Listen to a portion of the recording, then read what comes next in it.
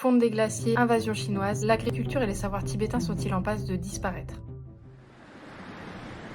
Hello tout le monde, on va parler aujourd'hui du Tibet. Quand on commence nos actions en 2020 avec Verger du Monde, on cherche des agriculteurs exilés, sauf que c'est le Covid. Du coup, on va sur des groupes Facebook et on pose la question, y a-t-il une ou un agriculteur exilé dans la salle? En premier lieu, c'est la communauté tibétaine qui va nous répondre, qui va nous orienter vers Lobsang ou Namgyal. On va avoir les portes d'une région du monde qui pourtant est de plus en plus difficile d'accès, qui vont s'ouvrir. Au fil de nos échanges avec eux, on va apprendre de plus en plus de choses sur l'agriculture au Tibet. Première chose à savoir, c'est que la France est un pays d'accueil pour les Tibétains depuis les années 1960. On a vu arriver des Tibétains de différentes générations qui ont un rapport à la terre et à l'agriculture qui a évolué au cours des dernières décennies. Le Tibet, c'est un territoire qui est vraiment complexe et immense, perché à 4500 mètres d'altitude, qui fait presque 5 fois la France. Il s'étend entre l'Himalaya au sud, le désert du Taklamakan au nord, avec à l'ouest et au nord des plateaux secs où les nomades élèvent yak et moutons, et au sud des vallées plus fertiles où l'orge pousse malgré le froid. C'est un espace qui est donc rude, peu peuplé, mais ça en fait un lieu extrêmement riche en savoirs ancestraux, notamment par rapport à l'adaptation des pratiques agricoles dans des contextes et des conditions extrêmes. Malheureusement, comme un peu partout dans le monde, ces savoirs sont vraiment menacés. D'abord, l'invasion de la Chine a beaucoup endommagé ces pratiques. Avant, l'agriculture tibétaine, elle était autonome et adaptée au climat. Et après l'occupation chinoise, les terres ont été collectivisées, l'élevage sédentarisé et l'industrie agricole a été imposée avec des monocultures inadaptées. Et puis, le Tibet abrite des glaciers qui alimentent les grands fleuves d'Asie. Aujourd'hui, avec le réchauffement climatique, ces glaciers fondent trop vite. Les conséquences, ça va être des crues qui inondent les terres et puis ensuite une pénurie d'eau qui assèche les sols et met en danger les pâturages. Aujourd'hui, Namgyal, qui a à cœur de valoriser les savoirs traditionnels de son pays d'origine, fait partie de l'association. On aura l'occasion de vous présenter des savoirs tibétains par la suite. Bientôt!